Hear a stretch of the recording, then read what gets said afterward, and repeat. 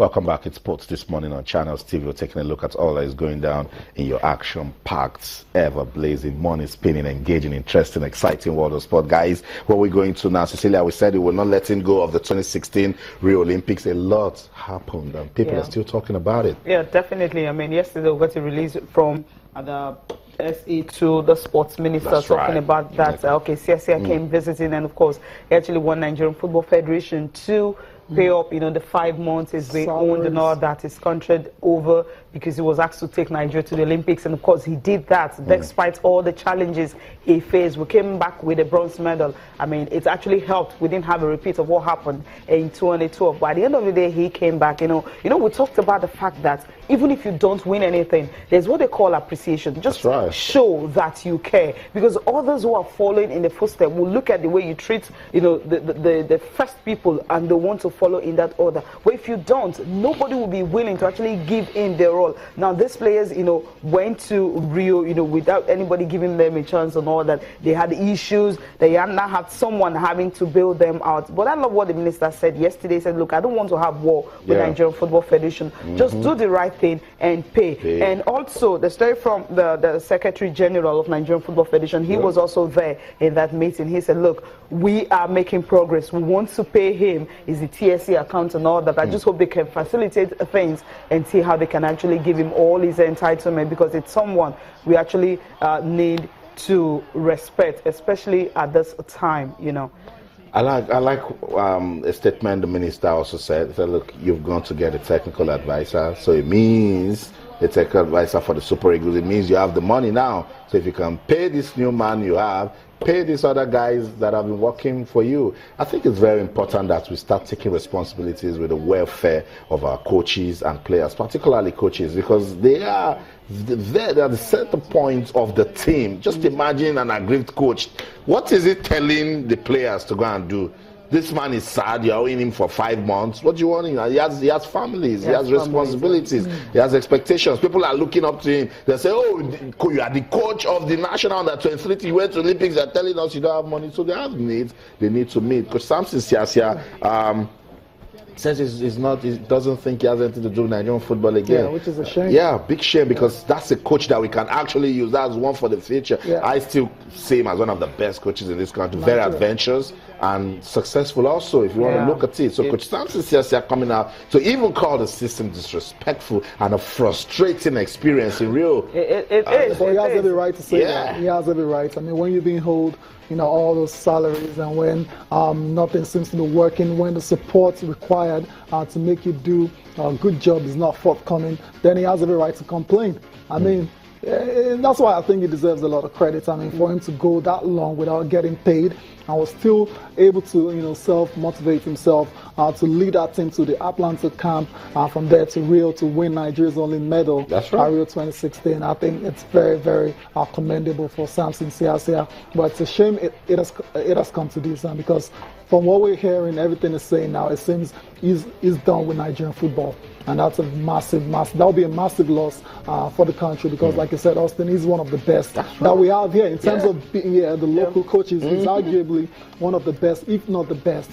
So for him now to decide to take his talents elsewhere, because I mean, he has every right to do that, because I'm sure he's ambitious as well. So he wants to achieve greater things in his career, and if that's not possible in the country, then I'm afraid he has to move somewhere else. Yeah, because if you take a look at, from 2008, the African Championship under 20, the one he won, then he went to the Olympics, they won silver, when they played against Argentina in the final, and after that he came back, he won the African under 20 again, and of course going to the Olympics again, winning a bronze medal. And outside late coach Stephen Keshi, I mean, if you're talking about coaches who have actually done well for Nigeria, is definitely Coach Samson Siasia. And if he's deciding, as Tayo said, that he's done with the national team, I'm not really happy, because even if you want to stop coaching, any great tournament in your country, or even the national team, it shouldn't have to be this way. It should be like, okay, I got an offer somewhere, I need to go. So it shouldn't be like, hey, I just have to go because of the way coach is being treated. And he should be willing to still contribute to the development of Nigerian football. We can be in a situation where we can give him a phone call and I'll say, Coach, you've been in this before. how can we get out of this? Yeah. This shouldn't be with bitterness, with rancor, misunderstandings, you know what I'm saying? So hopefully, Coach Samson Siasia, if you're watching, we want to hear from you this morning. We want to really know what's going on with football in Nigeria. Let's set the record straight. We've heard from the Ministry of Sports.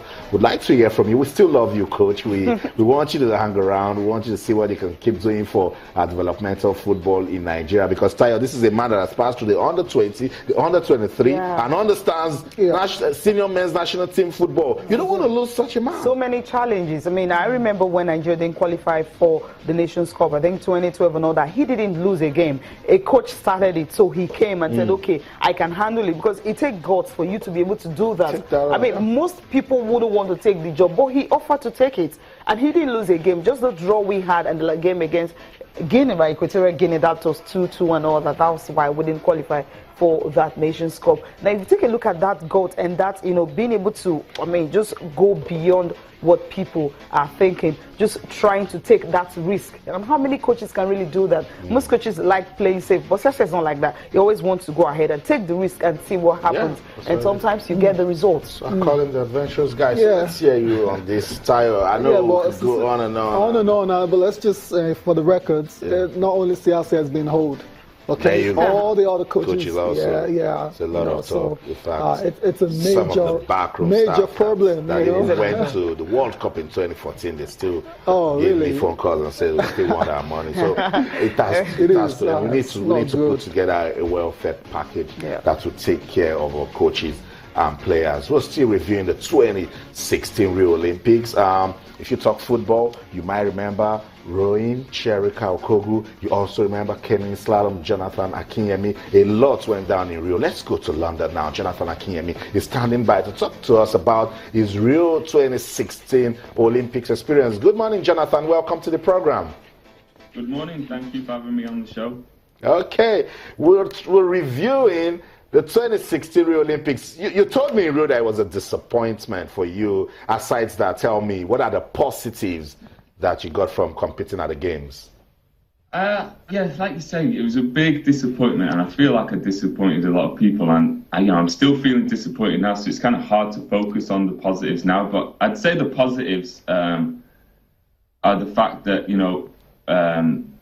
going out to Rio, it just kind of highlighted kind of the type of training that the other nations are doing and the amount of race experience that they get. Because for me, the big problem is getting the international race experience. So kind of some of the European nations are doing kind of 10 to 12 internationals a year, whereas between 2012 and 2016, I did 3 international races, which, to be honest, isn't enough you need that race experience. And I think that's in terms of Nigerian sport as a whole, we have the potential, we have the talent as athletes. You just need to get more exposure to the international scene and the kind of big competitions, in my opinion. Okay, now what kind of help will you actually need to actually have up to 10 to 12 races, in a year? Because 3, it's obviously not enough at all, especially when you're preparing for the Olympics. I mean, the big issue for getting to those races is the funding to get to those races, because it's expensive to get to them. And kind of the 3 races between 3 and 4 races was between 2012 and 2016. So that wasn't even each year I was doing 3. So it's just getting that getting the structure of the funding right, so that we don't receive the funding just at the end of the Olympics. You get it over the 4-year program and the build up to the Olympics, so you can get out to the races. And it's not you don't wait until just before the Olympics before you get any kind of significant funding, and you need to start it now and get that race experience. And also, it's just so that's a big one, I think. And it's difficult because I know my federation does its best, but it has quite limited resources, the Canoeing Federation in Nigeria. So it's not pointing a finger at any individual. It's kind of looking to the future and seeing how we can do it and take action. We can talk about it a lot, but we need to see stuff put into action, take action now. Okay, Jonathan, so what's next for you now in terms of competition? Because I know there's a World Cup event in Prague in September. Will you be going for that particular one? At the moment, no, it's not looking likely that I'll do any more internationals or the World Cups this year. I'll still talking to my federation to kind of see what's going to happen. But you're right, there's 2 World Cup races left. There's one in Prague, one in Slovenia, and that's the World Cup final. But at the moment, kind of nothing's been set to get to those races. Yeah, why? That's where I'm at. Why is that the case? To realistically, kind of the main focus this season was obviously the Olympics. So that, there's been a lot of preparations for that. Kind of that was the main focus, and it's kind of come down now. And we're kind of looking to the next 4 years. And realistically, whether those 2 races this season are important, I know a lot of the other Olympic athletes are not doing the last 2 World Cup races, but for me, if I could get to them, I would go to them. But the main focus now is to kind of focus on the forthcoming seasons. The main focus for this season was the Olympics. Jonathan, I've been doing a lot of research about your events. Canoeing slalom is pretty difficult because of the obstacles and you rowing, fast to overcome them. How can you work with the Federation to bring the sports back home so that we start nurturing talents that will take over from you? Yeah, that's the key, isn't it? It's to make sure that, I'm 27, so realistically, I'm getting towards the end of my career now. And the key for me, if I will be so proud and it'll be a great success and the Federation will be proud if the next generation follow me and kind of are the next Olympians. So we need to look at what we have already in Nigeria, and especially in Lagos, we're more suited to this canoe sprint, which is on flat water, and it's basically straight line. Like in athletics, it's a sprint. So, we already can do that in Lagos because we have the facilities. So we need to focus on kind of that event as a grassroots sport. And then at the moment, we're still kind of looking around. I know the Federation's working hard to try and find some venues and rivers that have white water and some of the obstacles that we can use and set up clubs at those venues in different states to get kids involved. And it's just getting kids young and as many kids involved in canoeing, whether it's canoe slalom, which I do, or the canoe sprint, which is on flat water and it's just 200 meters or 1,000 meters. Okay, that's really wonderful, and so many things will definitely, hopefully, can be put in place for us to have a better federation, not just a better federation, to have kids who definitely want to take part in this sport, especially judging from the fact that we have what is right here in Lagos, of course, the most part of Nigeria. Jonathan, thank you so much for talking to us this morning. Okay, that's it. Nigeria's representative at the Olympic Games in Rio, Jonathan Akinyemi. Tayo, good question you asked, but I think Jonathan just needs to leave you on that disappointment. Yeah. I mean, yeah, really. So even this morning, so what do I want to talk about? Like I'm still disappointed, but I like the fact that it could see positives in it, and again, bringing kids into this very, very important. The president of the federation said the same thing, and I just, you highlighted the fact that we have enough surrounding the country where people can learn.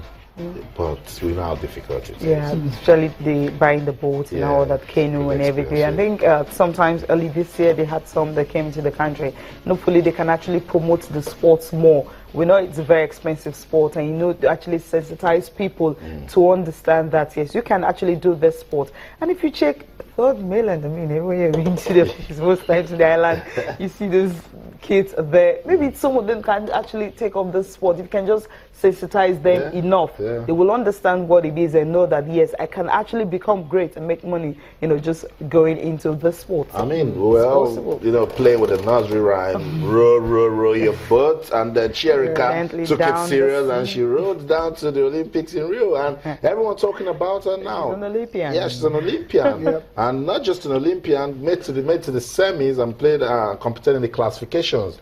We can produce more Jonathans and more Cherikas. It's a whole lot of work, but the federation, if they get to work now, it can happen. Yeah, of course, not just two athletes. Impossible is nothing. That's right. In Cecilia, like I said, paddle sports in general, they're not the most popular in the country. So for them to actually make the sports really popular, it's a lot of work and a lot of money is involved. A lot of money is involved, a lot of work, but it can be done. We just need purposeful leadership. We just need a will, and it can be done. Sports this morning on Channels TV. There's still so much to talk about. Don't go anywhere. We'll be right back.